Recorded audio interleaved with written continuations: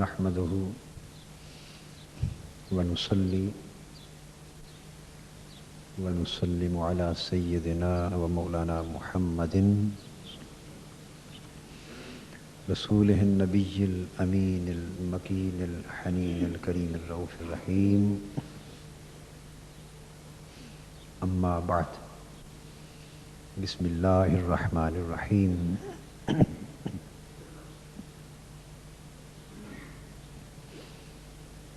عن سهل رضي الله تعالى عنه عن النبي صلى الله عليه وآله وسلم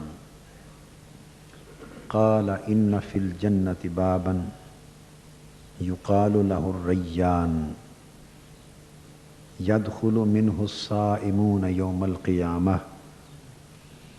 لا يدخل منه أحد غيرهم يقال أين الصائمون فيقومون لا يدخل منه أحد غيرهم فإذا دخلوا أغلق فلم يدخل منه أحد أو كما قال صلی اللہ علیہ وآلہ وسلم.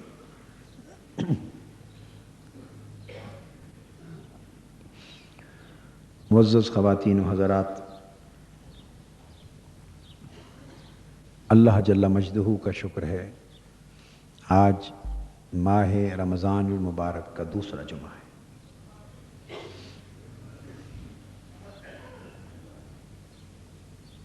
ماہ رمضان المبارک بڑی برکتوں، سعادتوں اور نعمتوں والا مہینہ.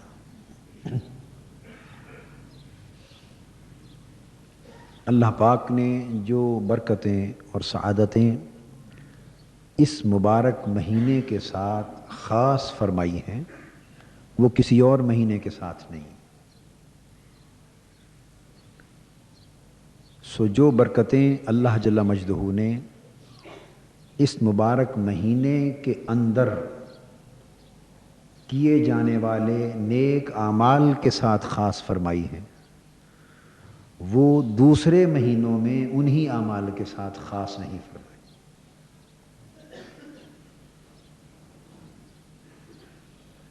اس مہینے کو خصوصیت اللہ جل مجدہ نے روزے اور رات کے قیام کے ساتھ عطا فرمائی. صیام رمضان اور قیام رمضان. روزہ رمضان المبارک کے علاوہ دوسرے مہینوں میں بھی نفلی طور پہ رکھا جا سکتا ہے، اور رات کا قیام رمضان المبارک کی راتوں کے علاوہ دوسری راتوں میں بھی ہوتا ہے. مگر جو فضیلت ماہ رمضان کی راتوں کے قیام میں ہے وہ کسی اور رات کے قیام میں نہیں، اور جو فضیلت، برکت اور سعادت ماہ رمضان کے روزوں میں ہے وہ کسی اور مہینے کے روزوں میں نہیں.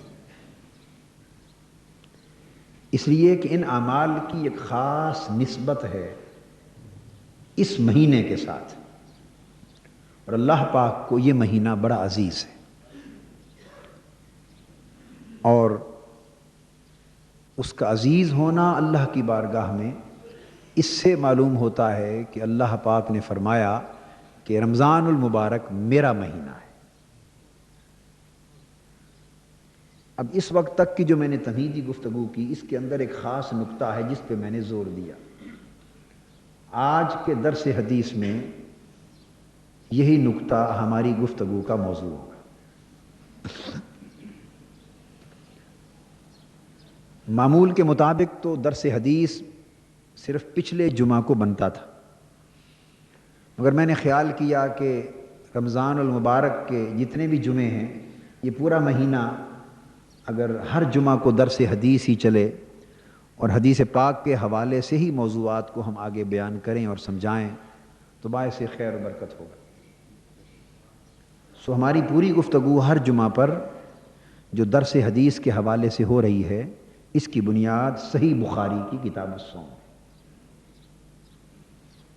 ایک وجہ ضمنی اور بھی ہے جو آپ کے آپ کی طبیعتوں کے لطف کے لیے بیان کرنا چاہتا ہوں، اور سوائے لطف طبع کے اور اس کی کوئی حیثیت نہیں ہے۔ وہ یہ کہ آج کل عرب امارات میں وہاں کے ٹیلی ویژن پر پورے قومی نیٹ ورک پہ روزانہ رمضان المبارک کے دنوں میں عید کے دن تک روزانہ میرے خطاب چل رہے ہیں۔ یہ عرب میں چل رہے ہیں، پاکستان میں نہیں، عرب میں چل رہے ہیں۔ پاکستان میں تو ہم ممنوع ہیں، پاکستان میں ہم ممنوع ہیں، یعنی ناجائز ہیں۔ قاری صاحب جائز ہیں، قاری صاحب الحمدللہ جائز ہیں۔ تو اللہ پاک ان کے جواز اور کو قائم رکھے اور برکتیں عطا فرمائے۔ تو ہم تو افطاری کے وقت ان کی اذان سنتے ہیں اور بقایا وقت تلاوت سنتے ہیں۔ تو عرب امارات کے ٹیلی ویژن پر روزانہ کوئی 15-20 منٹ کا پروگرام ہوتا ہے ٹیلی ویژن پہ، اس میں ہر روز خطاب چلتا ہے۔ 31 خطابات نشر ہوں گے، 1 رمضان سے جاری ہیں، اور روزانہ وہ انگریزی میں ہے۔ ہورائزنز آف اسلام اس پروگرام کا نام ہے، یعنی پروگرام ہی انگلش کا تھا۔ تو عرب امارات کے دورے میں 31 خطاب میں نے ریکارڈ کروائے تھے اکٹھے۔ تو ہورائزنز آف اسلام کے نام سے وہ ٹیلی کاسٹ ہو رہا ہے۔ تو وہ ہر خطاب حدیث پاک پر مبنی، کم و بیش، بیشتر خطابات جو تقریباً 20 کے قریب خطابات جو چل رہے ہیں رمضان مبارک میں، وہ حدیث پاک پر مبنی۔ تو وہ موضوعات جو وہاں میں نے انگریزی میں خطابات میں حدیث پاک کے لیے، انہی میں سے کچھ موضوعات میں نے چاہا کہ اب وہاں کا خطاب تو آپ یہاں بیٹھ کے نہیں سن سکتے، مگر یہاں اردو میں ان موضوعات کو آپ کے سامنے بیان کر دیا جائے۔ بس یہ بات لطف طبع کے لیے بیان کی۔ آج جو حدیث بیان کی ہے حضرت سہل رضی اللہ تعالیٰ عنہ سے مروی ہے۔ حضور نبی اکرم صلی اللہ علیہ وآلہ وسلم نے ارشاد فرمایا کہ جنت میں ایک دروازہ ہے۔ یوں تو جنت کے بہت سے دروازے ہیں، مگر فرمایا کہ ایک خاص دروازہ ہے، اور اس دروازے کا نام ہے باب الریان۔ یاد کر لیں اس نام کو، موقع پر بھول نہ جائیں، کہیں ہو سکے تو لکھ لیں، چٹ جیب میں رکھ لیں۔ باب الریان، ریان عربی زبان میں سیرابی اور خوبصورت پھوار والی بارش کو کہتے ہیں، یعنی ہلکی ہلکی میٹھی میٹھی پھوار ہو، بارش ہو، جس کو ہم بوندا باندی کہتے ہیں، جس سے موسم خوشگوار ہو جائے، نہ گرمی کی تپش رہے اور نہ بارش کا کیچڑ رہے۔ اس خوبصورت اور خوشگوار بارش کو ریان کہتے ہیں، اور سیرابی کو بھی ریان کہتے ہیں۔ کیا؟ سیراب کرنے اور سیراب ہونے کو۔ پیاس کے برعکس، پیاس کو کہتے ہیں العطش، عربی زبان میں کیا کہتے ہیں؟ العطش، اور بہت زیادہ پیاسا ہو تو کہتے ہیں عطشان۔ کیا؟ عطشان۔ اور اگر کوئی خوبصورت ٹھنڈا میٹھا مشروب پی کے سیراب ہو جائے، سیر ہو جائے، تو عطشان کے مقابلے میں اسے کہتے ہیں ریان۔ تو گویا عطش اور عطشان میں جتنی پیاس ہے، ریان میں اتنی سیرابی ہے۔ عطشان میں جتنی شدت کی پیاس ہے، ریان میں اتنی شدت کی سیرابی۔ یہ ہے اس دروازے کا نام اور اس نام کا معنی۔ حضور صلی اللہ علیہ وآلہ وسلم نے فرمایا یدخل منہ الصائمون یوم القیامہ، وہ دروازہ صرف ماہ رمضان کے روزے داروں کے لیے مختص ہوگا۔ جو روزے دار ہیں صائمون، وہ اس دروازے سے گزارے جائیں گے۔ اس کی حکمت آپ سمجھے کہ روزہ اللہ کے لیے بھوک اور پیاس اپنانے کا نام ہے، اللہ کے لیے بھوک اور پیاس اپنانے کا نام ہے، تو روزے دار اللہ کے لیے پیاس اپنا اپنا کر عطشان بن کے جائیں گے. رب فرمائے گا میری خاطر عطشان ہونے والے بندے آئے ہیں، انہیں ریان سے گزارو تاکہ جنت میں پہنچنے سے پہلے ہی سیراب ہو جائے، پہلے ہی سیراب ہو جائے. تو یہ آج کی پیاس وہاں کی سیرابی سے بدل جائے گی. تو بولیے آج کی پیاس تکلیف دہ چیز ہے یا وہاں کی سیرابی فرحت بخش چیز ہے؟ سبحان اللہ. اور پھر آگے یہی بات نہیں کہ روزے دار اس میں سے گزریں گے. یہ بھی تو ہو سکتا ہے نا، دروازہ کھلا ہے، روزے دار تو گھس ہی رہے ہیں مگر کوئی بغیر پاس والا بھی گھس جائے اس میں. ایسا ہوتا رہتا ہے نا جی، بغیر پاس والا بھی گھس جائے. تو اللہ پاک نے حضور علیہ السلام نے فرمایا لا يدخل منہ احد غیرہ. یہ اعلان کر دیا جائے گا کہ سوائے روزے داروں کے اس دروازے سے اور کسی کو گزرنے کی اجازت نہ ہوگی. یہ صرف انہی کے لیے مختص ہے جو میری خاطر بھوکے اور پیاسے رہتے تھے. سبحان. اور پھر ایسی بات بھی نہیں، ایک طریقہ ہوتا ہے کہ دروازے پر لکھا ہوا ہو باب الریان، یہ باب الریان ہے اور صائمون روزے داروں کے لیے مختص ہے. تو روزے دار خود بخود پوچھ گچھ کرتے کرتے ڈھونڈتے ڈھونڈتے وہاں تک پہنچیں اور گزریں اور کئی رہ جائیں، ایسی بات بھی نہیں. کیونکہ میدان حشر ہوگا نا اور لاکھوں روزے دار ہوں گے. طریقہ کیا ہوگا؟ یقال این الصائمون، اللہ پاک کی طرف سے امر ہوگا. اور قیامت کے دن وہ جو قیامت کا لاؤڈ سپیکر ہوگا، قیامت کا جو سپیکر ہوگا اس پر سے آواز دی جائے گی روزے دار کہاں ہیں. قیامت کے دن آواز دی جائے گی روزے دار کہاں ہیں. فیقومون، حدیث پاک میں آیا کہ روزے دار قیامت کے میدان میں کھڑے ہو جائیں گے، کھڑے ہو جائیں گے. عرض کریں گے مولا ہم حاضر ہیں. اس وقت حکم ہوگا یہ تمام روزے دار جنت میں باب الریان سے داخل ہو جائیں. اور ساتھ ارشاد ہوگا لا يدخل منہ احد غیرہم، ان روزے داروں کے سوا اس دروازے سے اور کوئی داخل نہ ہو.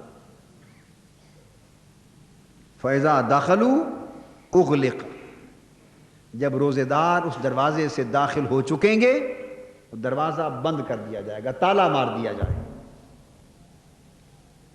بس فَلَمْ يَدْخُلْ مِنْهُ أَحَدٌ، پلٹ پلٹ کر اس بات کو دہرایا ہے. بند کر دیا جائے گا اور پھر اس دروازے میں کوئی اور داخل نہ ہو سکے گا. یہ خاص نعمت اور ایک خاص سعادت اللہ پاک نے روزے داروں کے حصے میں رکھی. اب یہاں اسی سے اگلی حدیث اس موضوع کو تھوڑا اور واضح کرتی. حضور علیہ السلام نے فرمایا، ابو ہریرہ رضی اللہ تعالیٰ عنہ سے روایت، آپ نے فرمایا کہ جنت کے کئی دروازے، اگلی حدیث، جنت کے کئی دروازے، اور ان میں سے فرمایا فمن کان من اہل الصلاۃ دعی من باب الصلاۃ، جو نمازی ہوں گے یعنی اہل الصلاۃ نماز پڑھنے والے، ان کے لیے باب الصلاۃ ہوگا، ان کے لیے باب الصلاۃ ہوگا. وہ باب الصلاۃ میں سے گزر جائیں جنت میں پہنچے. ومن کان من اہل الجہاد دعی من باب الجہاد، اور جو مجاہد ہوں گے ان کو باب الجہاد میں سے گزارا جائے گا. نماز پڑھنا ایک شے ہے اور تکلیف اٹھانا اور شے. قرآن مجید میں فرمایا یا ایھا الذین آمنوا استعینوا بالصبر والصلاۃ ان اللہ مع الصابرین. فرمایا ایمان والو اللہ سے مدد طلب کیا کرو صبر کے ذریعے اور نماز کے ذریعے. دو طریقے بتائے کہ صبر کے ذریعے بھی اللہ سے مدد طلب ہوتی ہے اور نماز کے ذریعے بھی اللہ سے مدد طلب کی جاتی ہے. مگر ان اللہ مع الصابرین، اللہ صبر والوں کے ساتھ. یہ نہیں فرمایا کہ نماز پڑھنے والوں کے ساتھ. ویسے تو ہر وہ شخص جو اللہ کا ذکر کرتا ہے اور اللہ کو یاد کرتا ہے اسے اللہ کی معیت نصیب ہوتی, اللہ کا ساتھ نصیب ہوتا ہے, خصوصی معیت نصیب ہوتی, اور عمومی معیت اللہ کا ساتھ ہر مومن کو ہے. نحن اقرب الیہ من حبل الورید, ہم تمہاری شاہ رگ سے بھی قریب ہیں, شاہ رگ سے بھی قریب ہیں. وہ تو قریب ہے ہماری شاہ رگ سے, مگر جن کے قریب ہے انہیں ہی احساس نہیں, انہیں ہی شعور نہیں. اس شعور کو بیدار کرنے کی بات ہے. تو نماز پڑھیں, یہ دیگر اعمال صالحہ کریں تو اللہ کی معیت اور ساتھ خصوصیت سے نصیب ہوتا ہے. مگر فرمایا ان اللہ مع الصابرین, نماز اور صبر کا ساتھ ساتھ ذکر کیا, مگر ساتھ ہونے کا بیان بطور خاص صبر والوں کے لیے کیا کہ نماز پڑھنا اور اللہ کے لیے تکلیف برداشت کر لینا دونوں وفاداریاں ہیں, مگر ایک وفاداری میں زیادہ تکلیف نہیں, وہ ہر کوئی نبھا لیتا ہے, اور وہ وفاداری جس میں تکلیف آتی ہے وہ کوئی نبھاتا. اب اس کا موازنہ نماز کا روزے سے کر لیں. نماز ایک وقت کی عبادت ہے, اللہ جسے توفیق دے وہ نبھا لیتا, اور روزہ خاص لمحوں تک, اور چونکہ موسموں کی تبدیلی بھی آتی, اگر گرمیوں میں آ جائے تو اس گرمیوں کے روزے کے مقابلے میں ریان کا ذکر آیا ہے کہ وہاں پیاس ستاتی, تو مسلسل اپنے آپ پر بھوک اور پیاس اور نفس کی لذتیں, راحتیں اور خواہشیں روک لینا اپنے آپ پر اللہ کے لیے. اس بات یہ ایک صبر ہے, روزہ ایک صبر ہے. تو فرمایا کہ جہاد کرنے والے باب الجہاد میں سے بلائے جائیں گے. اور اسی طرح حدیث میں ومن کان من اہل الصدقۃ دعی من باب الصدقہ, اور جو صدقہ اور خیرات کرنے والے ہوں گے وہ باب صدقہ ہوگا ایک جنت میں, اس میں سے بلا کے گزارے جائیں گے. تو جو بات قابل توجہ ہے وہ یہ کہ اللہ پاک نے ہر عمل کے نام پر ایک دروازہ رکھا ہے, اور اس عمل کے کرنے والے اسی عمل کے نام والے دروازے میں سے گزریں گے. نمازی ہے تو دروازہ نماز ہے, مجاہد ہے تو دروازہ جہاد ہے, صدقہ خیرات کرنے والا ہے تو دروازہ جو ہے باب صدقہ ہے. تو اسی اصول پر چاہیے تھا کہ روزہ ہے تو باب الصیام ہوتا, دروازہ روزہ ہوتا, باب الصیام ہوتا. ہر عمل کا ایک دروازہ ہے, روزے کے لیے بھی دروازہ ہے, روزے داروں کے لیے بھی دروازہ ہے, مگر ہر عمل کا دروازہ فقط اسی عمل کے نام پر ہے. روزے داروں کا دروازہ روزے کے نام پر نہیں, وہ مولا کی بارگاہ کی سیرابی کے نام پر ہے, اس کو مختلف کر دیا. ومن کان من اہل الصیام دعی من باب الریان, اور جب روزے داروں کی باری ہوگی تو یوں نہیں فرمایا جائے گا کہ روزے والے دروازے سے گزر جاؤ, باب الصیام سے گزر جاؤ, نہیں. اگر یہ ہوتا تو اس دروازے کی قدر و منزلت بھی دوسرے اعمال والے دروازوں کے برابر ہو جاتی. یہاں عمل کے نام پر نہیں, عمل کے اجر کے نام پر رکھا ہے. ہر عمل کا دروازہ عمل کے نام پر ہے, مگر روزے کا دروازہ عمل کے نام پر نہیں, اجر کے نام پر ہے. اور اجر کیا ہے؟ فرمایا للصائم فرحتان, فرحت عند فطرہ و فرحت عند لقاء ربہ. اجر یہ ہے, اوروں کے اجر نیکیاں ہیں, کسی نے عمل کیا 10 نیکیاں مل گئیں, کسی نے اجر کیا 100 نیکیاں مل گئیں, کسی نے کوئی عمل کیا اجر میں 700 نیکیاں مل گئیں. ہر عمل کے لیے اجر ہے, اور اجر ہے نیکیوں کی تعداد میں. ومن جاء بالحسنۃ فلہ عشر امثالھا, جو ایک نیکی کرتا ہے اس کو 10 گنا اجر ملتے ہیں. ہر عمل کا اجر تعداد کے حساب سے مقرر ہے, اور ہر عمل کا دروازہ اس عمل کے نام پر مقرر ہے. مگر روزے کے لیے اجر نہ نیکیوں کی تعداد میں ہے, نہ دروازہ عمل کے نام پر ہے. روزے کا اجر کیا فرمایا؟ فرمایا ہر ایک کا اجر میں نے مقرر کر دیا، اس عمل کا اجر 10 گنا، اس عمل کا اجر 27 گنا، اس عمل کا اجر 100 گنا، اس عمل کا اجر 700 گنا، اس عمل کا اجر 1000 گنا۔ مسجد اقصیٰ میں نماز پڑھیں 1000 نمازوں کا ثواب، اس عمل کا اجر 50,000 گنا۔ مسجد نبوی میں نماز پڑھیں ایک نماز 50,000 نمازوں کا ثواب، اس عمل کا اجر 1,00,000 گنا۔ حرم کعبہ میں ایک نماز پڑھیں 1,00,000 نمازوں کا ثواب۔ ہر عمل کے اجر مقرر کر دیے گئے ہیں دنیا میں، ان کی تعداد معین کر دی گئی ہے۔ پوچھا مولا روزے کا اجر کیا ہے؟ فرمایا الصوم لی وانا اجزی بہی، روزہ خاص میرے لیے ہے، مجھ سے اس کا اجر نہ پوچھو، وہ میں نے چھپا رکھا ہے، قیامت کے دن بتاؤں گا کیا اجر، وہ میں دوں گا، وہ قیامت کے دن عطا کروں۔ مولا کچھ اشارہ تو ہو، چلو ڈسکلوز تو نہ فرما، بتا نہ صحیح، کچھ اشارہ تو مل جائے کہ یہاں تو سارے کام لالچ پر ہوتے ہیں، لالچ پر ہوتے ہیں، کچھ اشارہ تو مل جائے، لالچ کی خبر تو ہو جائے تھوڑی زیادہ، تاکہ روزے پر مداومت کریں، محنت کریں۔ فرمایا اچھا اس اجر کی تھوڑی سی جھلک چاہتے ہو، اشارہ چاہتے ہو تو سن لو۔ فرمایا روزے دار کے لیے 2 اجر، یعنی 2 فرحتیں، 2 خوشیاں ہیں۔ روزے دار کے لیے 2 خوشیاں ہیں، ایک خوشی افطار کے وقت، ایک خوشی دیدار کے وقت۔ ہائے ہائے ہائے ہائے، اشارہ مانگا تھا، اشارہ ہو گیا۔ ایک خوشی ہر روز کے افطار کے وقت، اور ایک خوشی قیامت کے دن کے دیدار کے وقت۔ اب ریان کا معنی اس حدیث کے ساتھ ملا کر سمجھنے سے سمجھ میں آئے گا۔ تو باری تعالیٰ آپ نے ہر عمل کا دروازہ اسی عمل کے نام پر رکھا ہے۔ روزے داروں کے لیے دروازہ روزے کے نام پر کیوں نہیں رکھا؟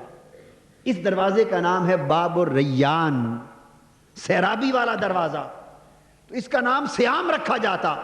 فرمایا اس کا نام چونکہ باقی اعمال کے اجر میں نے ڈکلیئر کر دیے تھے، کیا ڈکلیئر کر دیے تھے، اس لیے یہاں دروازے کا نام بھی عمل پر رکھ لیا کہ بات چھپی چھپائی نہ تھی۔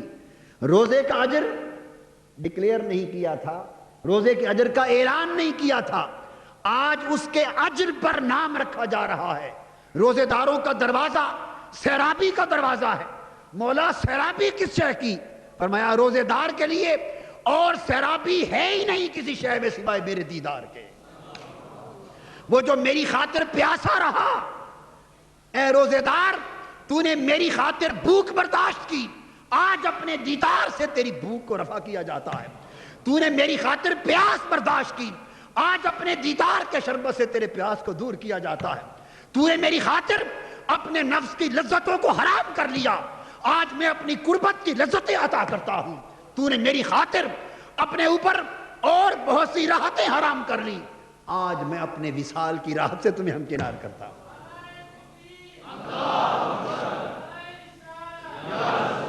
تو سیرابی اللہ کی قربت سے، سیرابی اللہ کے وصال سے، اور سیرابی اللہ کے دیدار سے۔ وہ شعر آپ سن رہے تھے نا، میں نے بار بار سنوایا، کیسے شعر ہے بیٹے؟ سناؤ نا۔ جمال یار کے حسرت میں جو مریض ہوا، ہائے ہائے ہائے ہائے، جمال یار کی حسرت میں جو مریض ہوا، جمال یار ہی ان کا طبیب ہوتا ہے۔ اور وصال یار کی حسرت میں جو مریض ہوا، وصال یار ہی اس کا طبیب ہوتا ہے۔ اور فارسی میں بھی ایک فرمایا،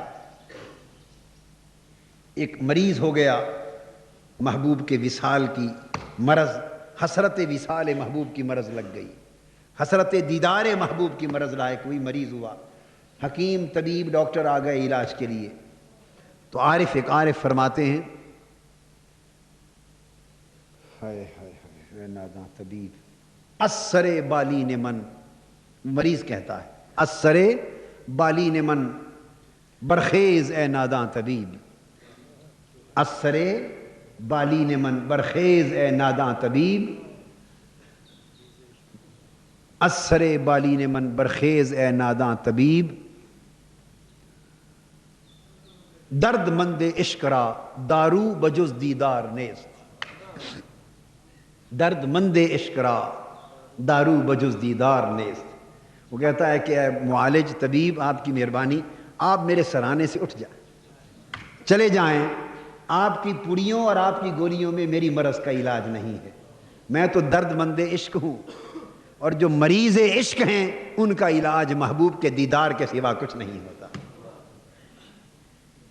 تو اللہ پاک نے جو بات سمجھانا چاہتا ہوں، روزے داروں کو اپنے عاشقوں میں شامل فرمایا ہے.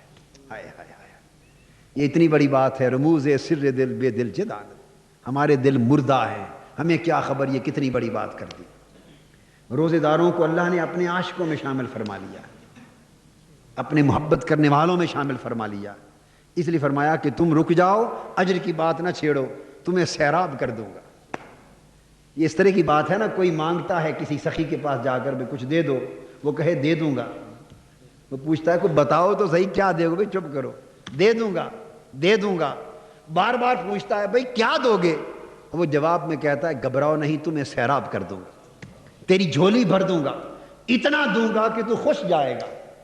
تو یہ بات مطمئن کرنے کے لیے کافی ہے نا، بشرطے کہ سخی سخی ہو، بھوکڑی سخی نہ ہو، ہیں خزانہ اس کا بھرا ہوا ہو، خزانہ خالی نہ ہو. تو مولا کا خزانہ تو بھرا ہوا ہے.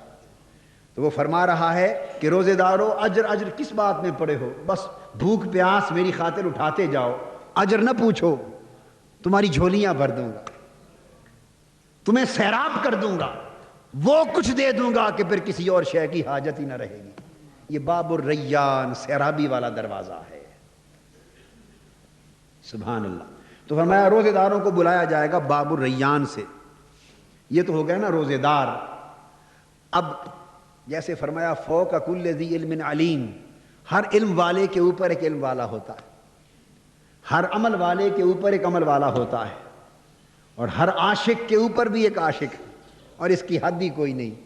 جب حضور علیہ السلام نے یہ فرمایا تو وہ آقا کی امت کے ایک سب سے بڑے عاشق بھی بیٹھے تھے، وہ بول پڑے. جب فرمایا تو مجلس میں آقا کے عاشقوں میں سے اور مولا کے عاشقوں میں سے امت کے ایک سب سے بڑے عاشق بیٹھے تھے، بول پڑے. کوئی سمجھ آئی کون ہوں گے؟ سیدنا صدیق اکبر رضی اللہ تعالی عنہ. بول پڑے. قال ابو بکر رضی اللہ عنہ بأبی و امی یا رسول اللہ، آقا میرے ماں باپ آپ پر قربان ہوں. یہ تو آپ نے فرما دیا کہ ہر شخص ایک ایک دروازے سے بلایا جائے گا، ہر شخص ایک ایک دروازے سے بلایا جائے گا. فرمایا فَهَلْ يُدْعَى أَحَدٌ مِّن تِلْكَ الْأَبْوَابِ كُلِّهَا، کیا کوئی ایسا بھی ہوگا کہ اس کو ہر دروازے سے آواز آئے؟ ہر دروازے پہ جو سپیکر لگے ہوں گے نا، ہر ایک کے سپیکر، جیسے یوم حشر کی شان ہوگی تو ہر دروازے پر گویا لاؤڈ سپیکر نصب ہوں گے، اور ہر دروازہ اپنے اندر سے گزرنے والوں کو بلا رہا ہوگا، سپیکر پہ آواز آ رہی ہوگی بھئی نمازی اس دروازے کی طرف آ جائیں. آپ کبھی ہوائی جہاز کا سفر کریں، جب اندر چلے جاتے ہیں آپ، وہ جو لاؤنج ہوتا ہے ڈپارچر لاؤنج، تو یہ انٹرنیشنل فلائٹس پہ عام طور پہ یہاں بھی ہوتا ہے، تو وہاں کئی دروازے 30 40 دروازے ہوتے ہیں، نام لکھے ہوئے ہوتے ہیں. تو لاؤڈ سپیکر پہ اعلان ہو رہا ہوتا ہے کہ جدہ کا مثلا ایئرپورٹ ہے تو پاکستان جانے والے دروازہ نمبر 51 پہ چلے جائیں، ترکی جانے والے دروازہ نمبر 40 پہ چلے جائیں، یونان جانے والے فلاں چلے جائیں، امریکہ جانے والے فلاں. تو دروازوں کے ناموں کا اعلان ہو رہا ہوتا ہے. تو بس یوں مثال کے طور پہ سمجھ لیں کہ اس دن ہر دروازے پر سے اعلان ہو رہا ہوگا کہ نمازی دروازہ نمبر باب الصلاۃ پہ چلے جائیں، مجاہد باب الجہاد پہ چلے جائیں، غازی سخی باب الصدقہ پہ چلے جائیں، روزے دار باب الریان پہ چلے جائیں. سیدنا صدیق اکبر رضی اللہ تعالیٰ عنہ پوچھتے ہیں آقا تو کوئی ایسا بھی خوش نصیب ہوگا کہ جس کا نام ہر دروازے سے پکارا جا رہا ہو، ہر دروازے سے؟ آگے آپ نے جواب معلوم ہے کیا دیا؟ سبحان اللہ سبحان اللہ. ان رسول اللہ صلی اللہ علیہ وسلم قال، نعم، ہاں ایسا بھی کوئی ہوگا جس کا نام ہر دروازے سے پکارا جائے. فرمایا آقا وہ کون ہوگا؟ حضور نے فرمایا ارجو ان تکون منہم. ابو بکر باقی چھوڑ دو کہ کون کون ہوگا، مجھے امید ہے کہ تو بھی انہی میں ہوگا.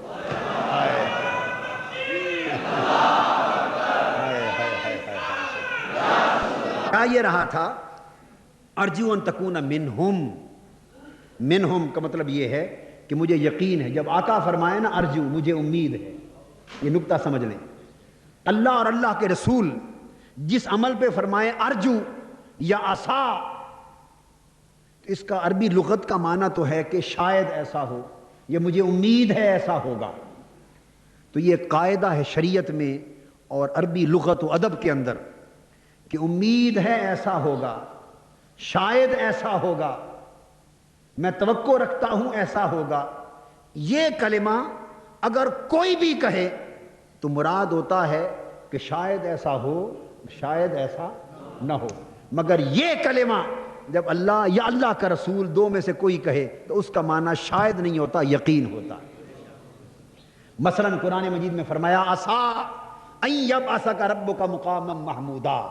تو عسا کا اگر لفظ کوئی اور استعمال کرے تو مطلب ہے کہ شاید ایسا ہوگا کہ آپ کا رب آپ کو مقام محمود پہ فائز فرمائے. مگر عسا ان یبعثک ربک، اللہ کے لیے لفظ عسا آیا ہے تو اس کا معنی یہ ہے کہ حبیب یقینی بات ہے کہ قیامت کے دن آپ کا منصب مقام محمود ہوگا. اور مقام محمود کیا ہے کہ قیامت کے دن جہاں رب ذوالجلال کی کرسی ہوگی، جہاں سے فیصلہ حشر صادر ہو رہا ہوگا، اس عرش پہ اللہ کی کرسی کی دائیں جانب کرسی پر آقا دو جہاں بیٹھے ہوں گے. اس کرسی کا نام ہوگا مقام محمود. مقام محمود. مہمان خصوصی آقا ہوں گے، مہمان. تو اب یہاں ارجو ان تکون منہم، اے ابو بکر رضی اللہ تعالیٰ عنہ مجھے امید ہے، یعنی مجھے یقین ہے، مجھے یقین ہے کہ ابو بکر تم بھی انہی میں سے ہوگے. دو باتیں معلوم ہو گئیں. کیا؟ ایک تو یہ معلوم ہو گیا کہ سیدنا صدیق اکبر رضی اللہ تعالیٰ عنہ کی شان اقدس میں جو شخص ادنا سب ان کے ایمان پر، ان کے ایمان پر، ان کی مقربیت پر، ان کی محبوبیت پر، ان کی مقبولیت پر، ان کی صحابیت پر، ان کے جنتی ہونے پر اور افضل الخلق ہونے پر اور اتنا بلند رتبہ کا حامل ہونے پر جو شخص شک کرتا ہے اس نے حضور علیہ السلام کے اس ارشاد کا انکار کیا ہے. اور معاذ اللہ جو آپ کے ایمان کا انکار کرتا ہے وہ حضور علیہ السلام کے حکم سے بغاوت کرتا ہے. کہ حضور تو فرمائیں ابو بکر مجھے یقین ہے کہ جنت میں جانے کے لیے تیرا نام جنت کے ہر دروازے سے پکارا جا رہا ہوگا. آقا انہیں ہر دروازے سے جانے والا کہیں. اور کتنا بدبخت ہے وہ شخص جو ان کے ایمان میں بھی شک کرے. ایمان میں شک کرنے کے بعد اس شخص کی کوئی نسبت حضور علیہ السلام کی ذات پاک سے نہ رہی. ایک تو یہ معلوم ہوا. دوسری بات یہ معلوم ہوئی کہ منہم، ابو بکر تم بھی انہی میں سے ہوگے جنہیں ہر دروازے سے پکارا جائے گا. مطلب یہ کہ آقا کی امت میں سے کئی ایسے خوش نصیب ہوں گے جن کے نام سب دروازوں سے پکارے جا رہے ہوں گے. اور صدیق اکبر رضی اللہ تعالیٰ عنہ تو ان کے سرداروں میں سے ہوں اور ان کے سردار ہوں گے. یہاں جو بات سمجھانا چاہتا ہوں وہ یہ نسبت کی بات. روزے داروں کو ایک نسبت ملی اللہ کے خاص مہینے سے، خاص نسبت ملی، ان کے لیے دروازہ جنت کا خاص ہو گیا. سیدنا صدیق اکبر رضی اللہ تعالیٰ عنہ کو نسبت ملی آقا کی ذات پاک سے، خاص نسبت.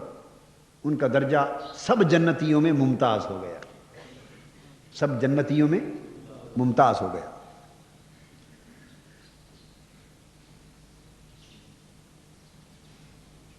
یعنی داتا صاحب نے ایک روایت بیان فرمائی ہے، ویسے اور حدیث کی کتابوں میں بھی آئی ہے کہ ایک رات 14ویں رات تھی اور بے حساب ستارے چمک رہے تھے، پورا آسمان ستاروں سے بھرا ہوا تھا. حضرت عائشہ صدیقہ رضی اللہ تعالیٰ عنہ نے پوچھا یا رسول اللہ صلی اللہ علیہ وسلم یہ آسمان کے جتنے ستارے چمک رہے ہیں نظر آ رہے ہیں، آپ کی امت میں کوئی ایسا خوش نصیب بھی ہے جس کی نیکیاں ان ستاروں کے برابر ہوں؟ جتنے ستارے ہیں اللہ کی مخلوق ان کے برابر ہوں، کوئی ایسا بھی خوش نصیب ہے؟ آقا نے فرمایا ہاں عائشہ ہے رضی اللہ تعالیٰ عنہ. عرض کیا حضور کون؟ صلی اللہ علیہ وآلہ وسلم. فرمایا عمر. فرمایا عمر. عمر کی نیکیاں اللہ کی تخلیق کردہ ستاروں کی ساری کائنات کے برابر یا ان سے بھی زیادہ. حضرت عائشہ صدیقہ رضی اللہ تعالیٰ عنہ کا چہرہ ایک دس تھوڑا سا مرجھا گیا. زوجہ مطہرہ بھی تھی مگر بیٹی بھی تو تھی نا. حضرت صدیق اکبر رضی اللہ تعالیٰ عنہ ایک نسبت ہوتی ہے نا پدری. حضور علیہ السلام بھانپ گئے. فرمایا عائشہ چپ ہو گئی ہو کیا وجہ ہے؟ عرض کی آقا میرا خیال تھا کہ میرے ابا کا نام لیں گے, حضرت ابو بکر رضی اللہ تعالیٰ عنہ کا نام لیں گے. آپ نے سیدنا فاروق اعظم رضی اللہ تعالیٰ عنہ کا نام لیا تو میرے ابو یعنی حضرت ابو بکر رضی اللہ تعالیٰ ان کا شمار کہاں ہوتا ہے؟ فرمایا عائشہ ان کا نام to اس لیے نہیں لیا کہ یہ ساری نیکیاں تیرے ابا کی ایک نیکی کے برابر ہیں رضی اللہ تعالیٰ.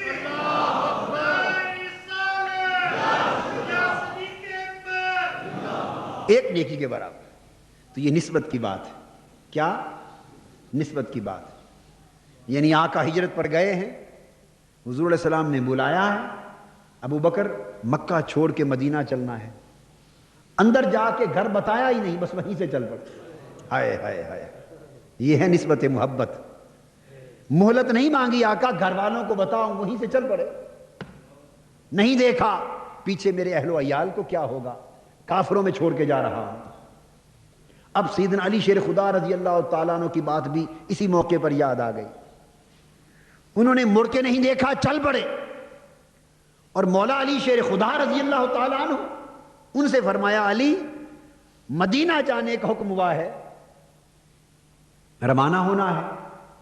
اب باتیں لوگوں کی میرے پاس ہیں, باہر تلواروں کے ساتھ لوگ محاصرہ کر کے کھڑے ہیں, پتہ بھی نہ چلے کہ میں چلا گیا ہوں. عرض کی آقا حضور تشریف لے جائیں, میں آپ کے بستر پہ سوتا ہوں, تاکہ کوئی قتل کرنے کے لیے آئے آپ کو تو میں شہید ہو جاؤں, اور لوگ اسی الجھن میں محفوظ رہیں, حضور حفاظت کے ساتھ آگے چلے جائیں. یہ نسبتوں کی بات, یہ نسبت.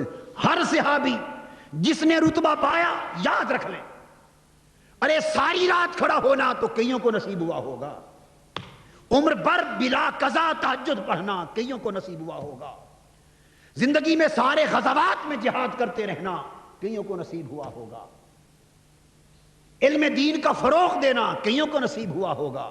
مگر یاد رکھ لیں جس نے بھی بلند رتبہ پایا, نہ تہجد کے باعث, نہ جہاد کے باعث, نہ علم و فضل کے باعث, نہ اعمال کے باعث, نہ ریاضت کے باعث, نہ مجاہدات کے باعث, نہ تقویٰ کے باعث, نہ طہارت کے باعث, یہ اعمال طاہرہ کئیوں کو نصیب ہوئے ہیں گے. مگر جو جتنا بلند ہوا اسی وجہ سے کہ جو مصطفیٰ کا جتنا خادم تھا, حضور کے جتنا قریب تھا, حضور سے جتنی محبت تھی, آقا سے جتنی قربت تھی, آقا کا جتنا وفادار تھا, آقا کے جتنا نساتا جانثار تھا, اتنا اونچا ہوتا چلا گیا. وہاں صحابیت ہو یا کوئی بلند شرف صحابیت, وہ عملوں سے نہیں ملتا, وہ مصطفیٰ کے جوڑے اٹھانے سے ملتا ہے صلی اللہ علیہ وسلم. صحیح بخاری ہم نے تو کبھی پڑھ کے دیکھا ہی نہیں ہے, نہ قرآن پڑھنے کی توفیق, نہ حدیث. تقریریں کرنی آتی ہیں, واز کرنے آتے ہیں, فتوے دینے آتے ہیں, لوگوں کو لڑانا آتا ہے, دین میں انتشار پیدا کرنا آتا ہے, مگر غور کر کے قرآن و حدیث کے سمندروں میں کبھی ہوتے نہیں لگائے کہ پتہ بھی چلے کہ یہ درجے کیسے ملے. حضرت عبداللہ ابن عباس رضی اللہ تعالیٰ عنہ, حضور علیہ السلام نے فرمایا کہ یہ ترجمان القرآن ہے. کیا فرمایا؟ یہ میری امت میں میرے قرآن کا ترجمان ہے عبداللہ ابن عباس. اور حضرت جبرائیل امین آئے, فرمایا حبر ھذہ الامہ, آقا آپ کی امت کا سب سے بڑا عالم ابن عباس ہے. اب باقی صحابہ بھی تھے, معلوم ہے کیسے. حضرت عبداللہ ابن عباس رضی اللہ تعالیٰ عنہ جب طہارت کے لیے جاتے, کیا طہارت کے لیے جاتے, غسل کی ضرورت ہوتی, طہارت فرماتے, وضو کرتے, تو وضو کے لیے حضور کے لوٹے بھرتے تھے. ہائے ہائے, آقا کے لوٹے بھرتے تھے, تو حضور کے لوٹے بھر بھر کے امت کے سب سے بڑے عالم ہو گئے اور قرآن کے ترجمان ہو گئے. بخاری میں آتا ہے کہ حضور علیہ السلام نے وضو فرمانا تھا, طہارت کے لیے گئے. ابن عباس رضی اللہ تعالیٰ عنہ فرماتے ہیں کہ میں نے آقا کی طہارت وضو کے لیے پانی بھر کے رکھ دیا, لوٹا بھرا, معمول تھا. اس دن دریائے رحمت جوش میں آ گیا, پوچھا یہ لوٹا کس نے پانی کا بھر کے رکھا ہے؟ بس اس دن کرم کرنا تھا نا, باری آ گئی تھی. کرتے تو ہمیشہ تھے مگر اس دن باری آ گئی تھی. یہ باری کی بات ہے. باری آ گئی تھی، اس لیے پوچھ لیا کس نے بھرا ہے؟ عرض کی آقا حضور کے غلام نے بھرا ہے۔ عبداللہ بن عباس کہتے ہیں میں کھڑا ہو گیا، فرمایا اچھا تم میرے لوٹے بھرتے ہو؟ عرض کیا مولا اس کو دین کا تفقہ عطا فرما دے، دین کا فقیہ بنا دے، قرآن کا ترجمان بنا دیا، امت کا سب سے بڑا عالم بنا دیا۔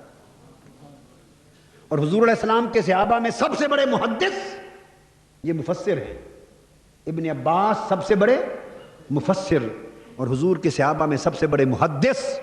یوں فرق تو کرنا مشکل ہے، یہ سارے اونچے درجے کے لوگ مفسر بھی تھے، محدث بھی تھے، مگر نام بھر محدث حضرت عبداللہ ابن مسعود ہیں۔ کون؟ عبداللہ ابن مسعود رضی اللہ تعالیٰ عنہ، ان کو بھی پڑھیے۔ وہ کیسے بن گئے محدث؟ ان کا کام کیا تھا؟ فرماتے ہیں کہ جہاں کہیں حضور علیہ السلام تشریف لے جاتے، کسی کے ہاں دعوت پر، کھانے پر، واعظ پر، مجلس پر، تعزیت پر، عیادت پر جب تشریف لے جاتے اور جوڑے اتارتے تو میرا کام کیا تھا؟ میں حضور کے جوڑے اٹھا کے بغل میں رکھ لیتا۔ حضرت عبداللہ ابن مسعود رضی اللہ تعالیٰ، نام یاد رکھنے، حضور علیہ السلام کے جوڑے اٹھا کے سنبھالنا، بس جوڑے اٹھانا میرا کام تھا۔ وہ جوڑے اٹھاتے رہے، آقا نے انہیں حدیث کا امام بنا دیا، جو لوٹے بھرتے رہے ان کو تفسیر کا امام بنا دیا۔ تو یہ جو امامتیں ہیں، کیا امامتیں ہیں، یہ کتابوں سے نہیں ملتی، یہ ان کی خدمتوں سے ملتی ہے، کتابوں سے اور مدرسوں سے نہیں ملتی ہے، تو خدمتوں سے ملتی ہیں۔ اور پھر سب سے بڑھ کے باری کی بات ہے، حضرت شاہ جمال اللہ ملتانی رحمۃ اللہ علیہ ایک بزرگ ہو گزرے ہیں۔ کون؟ شاہ جمال ملتانی، لاہور میں نہیں، ملتان میں مزار ہیں، رحمۃ اللہ علیہ۔ ان کے پاس حضرت خضر علیہ السلام آتے تھے۔ کون آتے تھے؟ حضرت خضر، لفظ ہے خضر اور خضر بھی ہے، حضرت خضر علیہ السلام آتے تھے ان کے پاس ملاقات کے لیے، جمعرات کی جمعرات آتے تھے۔ کئی اولیاء اللہ سے ملاقاتیں وہ فرماتے ہیں، تھے اور فرماتے ہیں، آج بھی آتے ہیں۔ تو ملاقات کے لیے آتے تو آپ کا طریقہ یہ تھا کہ ان کے پاس جو درویش رہتے ہیں نا تعلیم اور تربیت کے لیے، ہر جمعرات کو ایک درویش جو تکمیل کر چکا ہوتا، تعلیم اور تربیت کے مرحلے طے کر چکا ہوتا، محنتیں ریاضتیں کر چکا ہوتا، اور جس کی باری ہوتی اس کو حضرت خضر علیہ السلام کے سامنے پیش کر دیتے، اور حضرت خضر علیہ السلام توجہ فرماتے اور اس کو ولایت اور فقر مل جاتا۔ تو فقر اور ولایت براہ راست حضرت خضر کی توجہ سے دلاتے، اور ہر جمعرات ایک کی باری ہوتی۔ ایک مرتبہ حضرت ایک بزرگ تھے درویش، ان کا نام تھا عبد العزیز۔ کیا نام تھا؟ اس نام کے دو درویش رہتے تھے۔ کتنے؟ ایک عبد العزیز نام کے، یہ خوبصورت گورے بڑے پیاری شکل کے نوجوان درویش تھے۔ ایک عبد العزیز دوسرا کالے رنگ کا، پنجابی میں سرائکی زبان میں کہتے ہیں گوجا، کالے سے رنگ کا، جاٹ تھا، یہ بھی تھا، اس نام کے بھی عبد العزیز تھے۔ اور یہ کیوں گئے؟ ان کے والدین نے شادی کر دی۔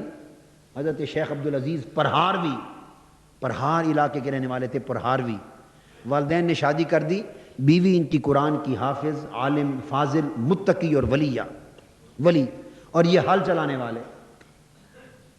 یہ والدین کو خیال رکھنا چاہیے، رشتے کا تعین کرتے ہوئے بیٹی اور بیٹے کا جوڑ ہونا چاہیے۔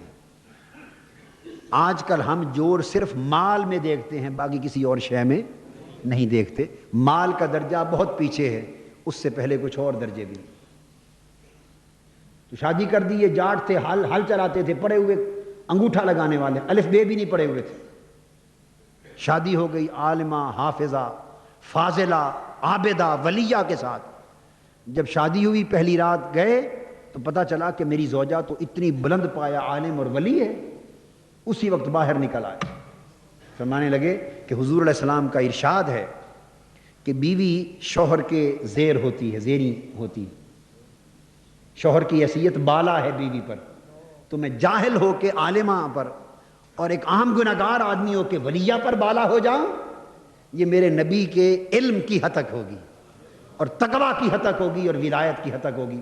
واپس مڑ گئے اور عرض کیا، فرمایا اپنی زوجہ سے کہ پلٹ کر اس دن آؤں گا جب تیرا شوہر ہونے کے قابل ہوں گا، تیرا شوہر بننے کے قابل ہوں گا۔ حضرت شاہ جمال اللہ ملتانی کے پاس چلے گئے درویش، بس پڑھتے رہے، ابھی ان کی باری نہیں آئی تھی۔ ابھی کافی منزلیں رہتی تھی. اب 2 لڑکے تھے عبدالعزیز، تو فرق کرنے کے لیے جو خوبصورت بچہ تھا اس کو تو کہتے صرف عبدالعزیز، عبدالعزیز، اور اس کو سرائے کی زبان میں پیار سے کہتے کوجا. کوجا کہتے ہیں جو خوبصورت نہ ہو، بدصورت کہہ لیں، کالا کلوٹا کہہ لیں، کوجا.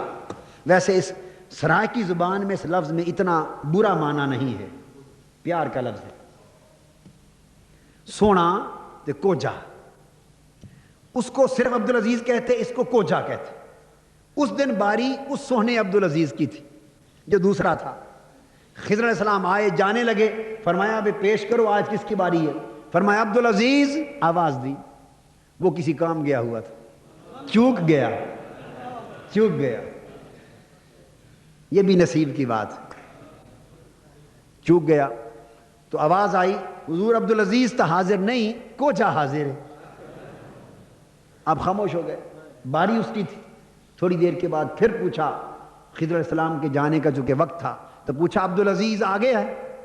عرض کیا حضور سونا تو نہیں آیا، کوجا حاضر ہے. پھر خاموش ہو گئے. تھوڑی دیر کے بعد پھر پوچھا عبدالعزیز آ گیا؟ عرض کیتا حضور سونا تو نہیں آیا، کوجا حاضر ہے.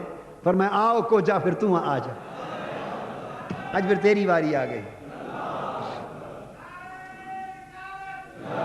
بس فیض دے دیا، خضری فیض ملا. اور پلٹے تو کتابیں لکھی، اور اتنی عظیم الشان کتابیں ہیں کہ جو درس نظامی میں پڑھائی جاتی. اور شرح قائد نصفی پر حاشیہ لکھا، نبراس درسی حاشیہ. علماء فلسفی منطقی نحوی پڑھاتے ہیں، طلباء منتہی طلباء پڑھتے ہیں. اور لکھا کس نے؟ اس عبدالعزیز پرہاروی نے، جو خود ایک دن بھی سکول اور مدرسہ میں نہیں گیا. ایک دن جس نے تختی نہیں لکھی، اس نے شرح قائد کا نبراس کا حاشیہ لکھا، اور آج مدرسوں میں پڑھایا جاتا ہے. لوگ سمجھتے ہیں کہ خالی علم کتابوں سے آتا ہے.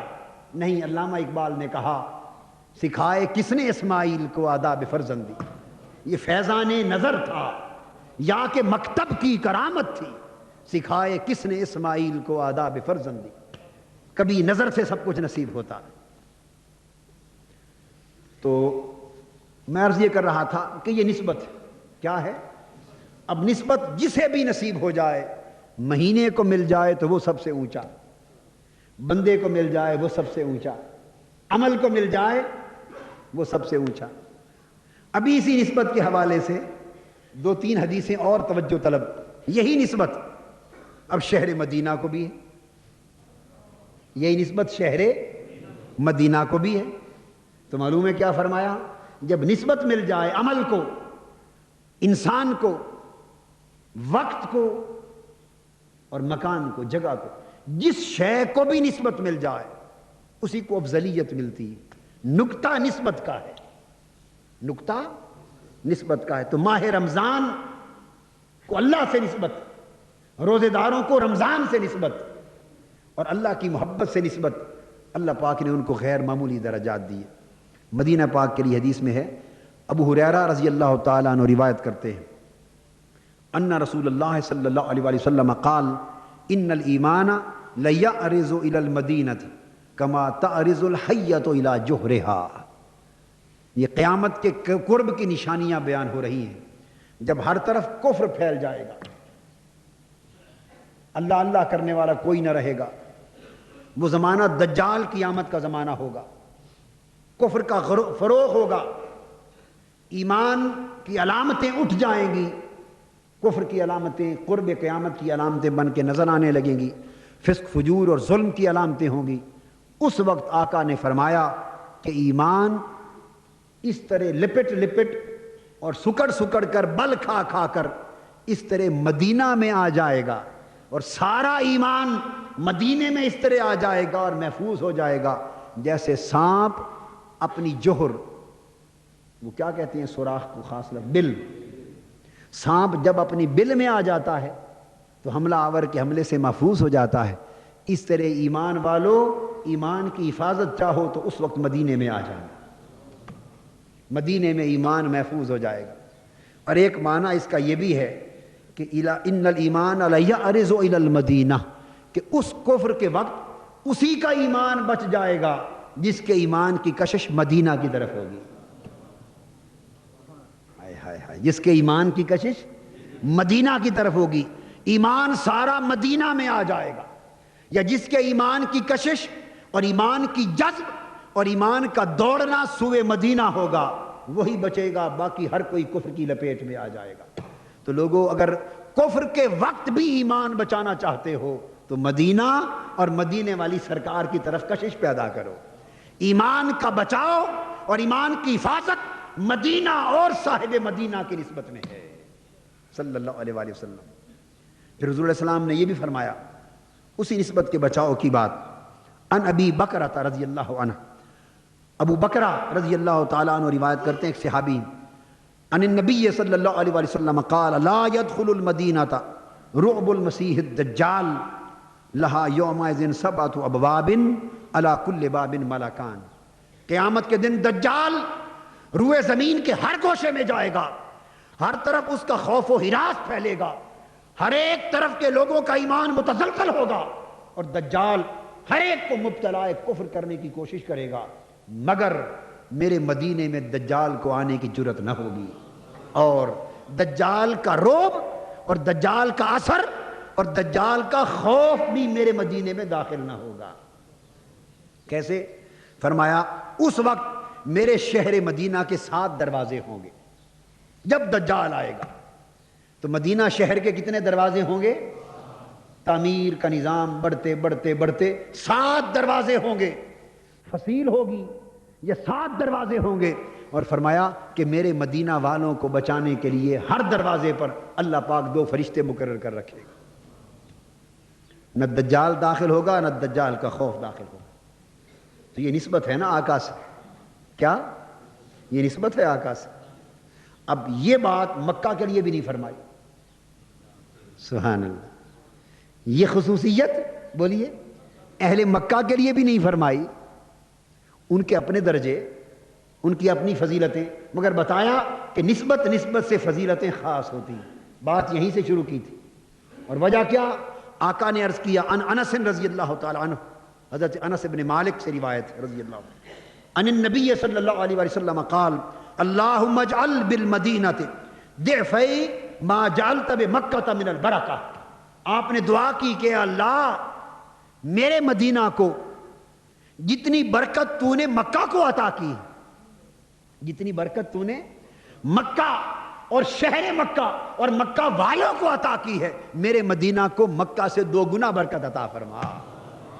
مکہ سے 2 گنا برکت عطا فرما. تو مدینے کی برکت مکہ کی برکت سے 2 گنا زیادہ برکت. کیوں؟ کہ نسبت خاص ہے. حضور کی آرام گاہ ادھر ہے، آقا کی آرام گاہ ادھر ہے.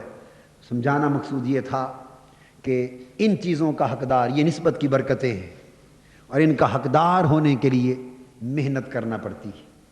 ان کا حقدار ہونے کے لیے محنت کرنا پڑتی ہے.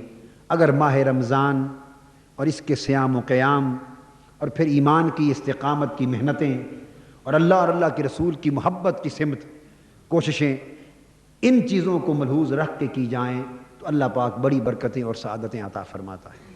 اللہ رب العزت ماہ رمضان المبارک کی خصوصی نعمتوں سے ہم سب کو مالا مال فرمائے. وما علینا الا البلاغ.